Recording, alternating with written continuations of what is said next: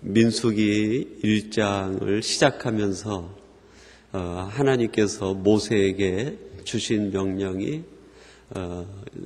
하나님의 백성들을 계수하라 하는 그 명령을 계속 주고 계십니다. 각 지파별로 싸움에 나갈 만한 자 20세 이상 된 사람들을 계수하라. 그래서 그 12지파가 그 가족과 종족에 따라서 자신들의 그 지파 숫자들을 한 명 한 명 계수해 나가게 됩니다. 그리고 레위인들에게 또 1개월 이상 된 레위 자손들을 전부 계수하라. 그래서 그 레위의 세 아들 게르손, 고한, 무라리 그 세 자손의 또 종족에 따라서 인원을 계수해 나가기 시작합니다. 하나님께서 왜 이렇게 모세에게 자녀들을 계수하라 그렇게 명령하셨을까요? 어제는 말씀을 묵상하다가 문득 그런 생각이 들었어요. 내가 낳은 하나님의 은혜가 얼마나 되는지 한번 계수해 보아라. 그런 뜻은 아니었는가? 제게 그렇게 적용하면서 한번 말씀을 생각해 보았습니다. 내가 사는 동안 내가 낳은 하나님의 은혜의 그 씨앗들은 얼마나 될까? 그렇게 생각하면서 말씀을 묵상해 보니까 굉장히 하나님 앞에 죄송하고 하나님 앞에 얼굴을 들기가 쑥스러운 생각이 들었습니다. 여러분들은 여러분이 사는 지금까지 얼마만큼 하나님의 은혜의 씨앗을 또 품고 또 낳고 함께 하고 있는지 한번 우리 스스로에게 물어보면 참 좋겠다. 또 한 가지는 하나님께서 그 자녀들을 계수해보라 하는 말씀을 주신 그 말씀 가운데에는 내가 너에게 준 것이 얼마나 많은지 한번 계수해보아라.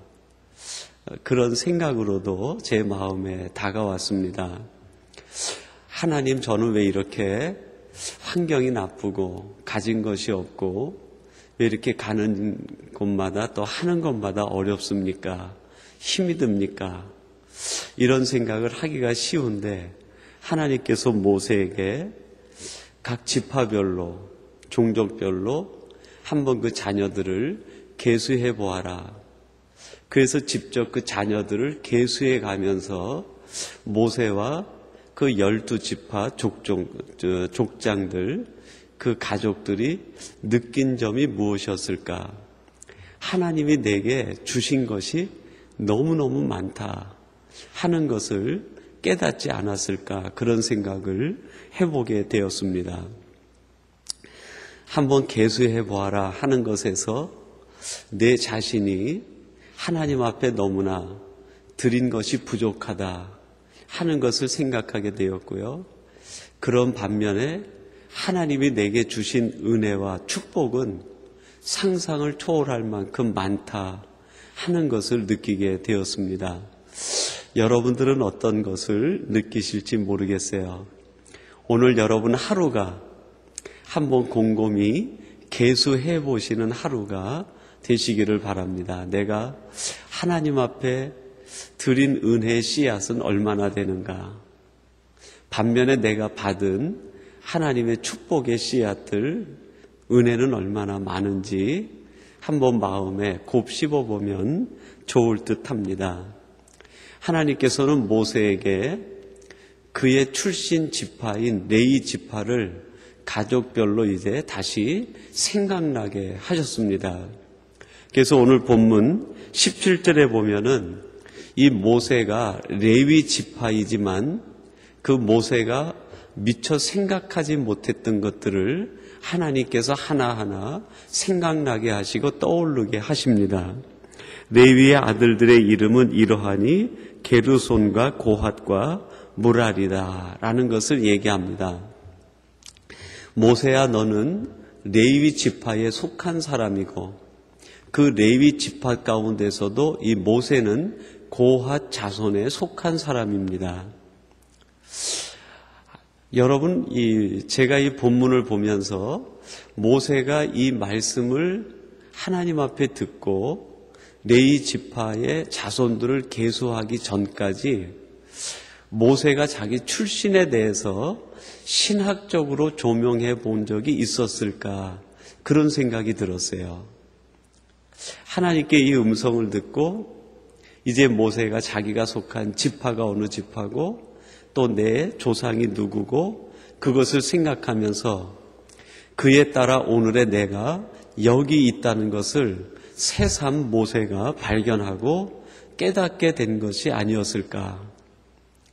모세가 있기 위해서는 그의 아버지 아므람이 있어야 했고요.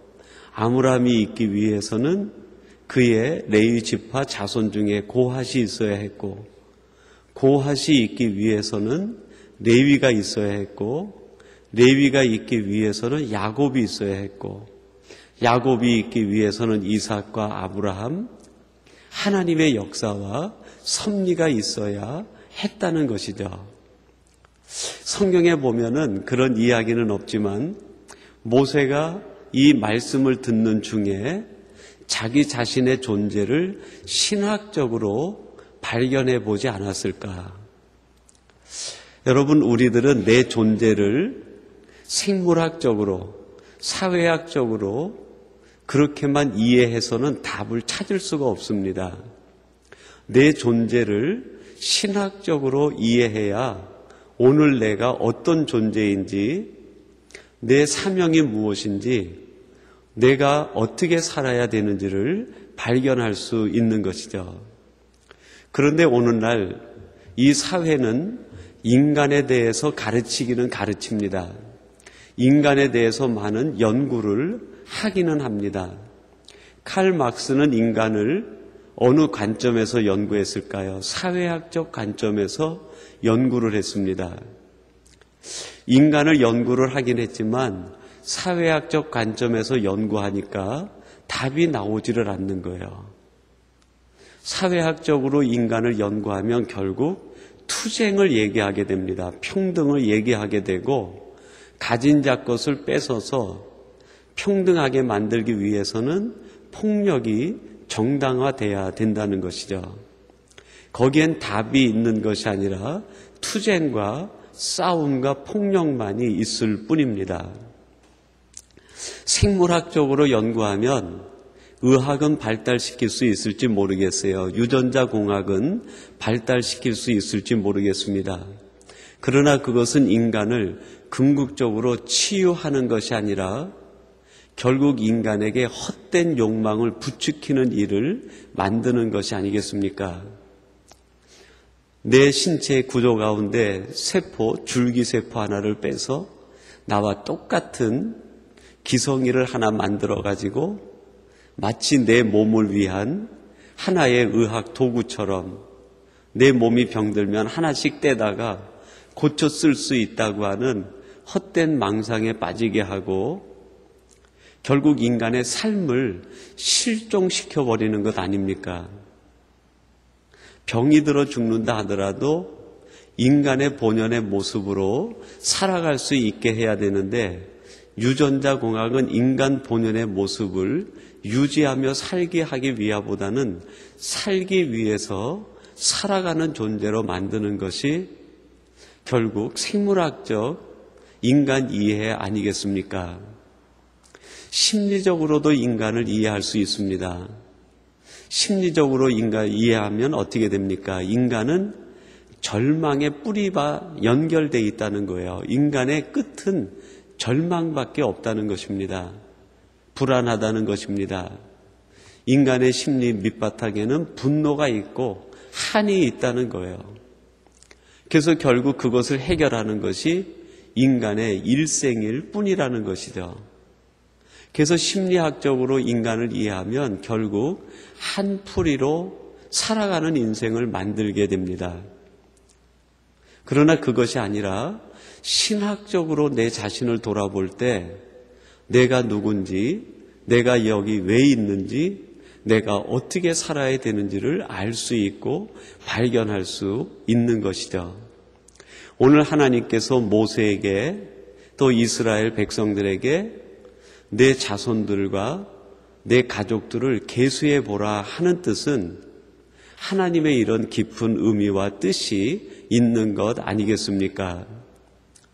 여러분, 우리들이 한번 나를 잡아서 곰곰이 내 자신의 존재됨을 한번 이 신학적으로 계수해 볼 필요가 있을 것 같아요. 내가 오늘 있기 위해서는 내 위에 누가 있으셔야 되는가? 그 위에 누가 계셔야 되는가?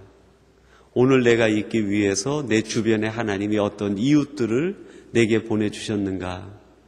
오늘 지금 내 현실의 아픔들과 고통들을 치유하기 위해서 하나님은 이 세계의 역사를 지금 어떻게 운행해 가시고 있는지, 오늘 하나님은 여러분 한 분 때문에 60억 세계 인구를 움직이시고 세계 수많은 민족들을 움직이시고 세계의 역사를 운행하고 계시는 거예요. 여러분 한 사람 때문에 하나님이 지금 세계 역사를 운행하고 있고 계시다는 거예요. 그것이 하나님의 섭리 사상 아닙니까? 이게 하나님의 역사 의식이고 이게 신학적 이해 아니겠어요? 그죠? 세상을 신학적으로 이해하고 우리 자신을 신학적으로 이해하면 그게 보이는 거예요. 그런데 그렇지 않으면 뭐가 보입니까? 심리적으로, 정치적으로, 경제적으로, 사회적으로 세상을 보려고 하니까 더 어려워지고 힘들어지고 답이 보이지를 않아요. 하나님께서는 계획이 있어가지고 야곱의 아들 가운데 레위를 태어나게 하고요. 레위 가운데 세 아들이 태어나게 하신 거예요. 세 아들이 왜 태어났는지 레위는 몰랐지만 하나님의 계획 속엔 레위에게 세 아들이 태어나야만 되는 분명한 이유와 목적이 하나님에겐 있으셨던 거예요.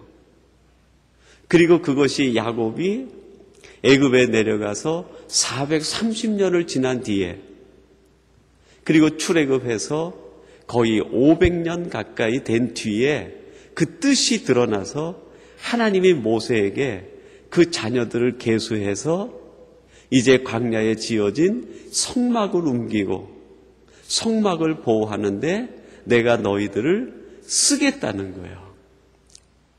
하나님은 500년 동안 레위 지파와 자손들을 훈련시키고 계획하셔서 지금 광야 가운데 쓰시고 계시는 거예요.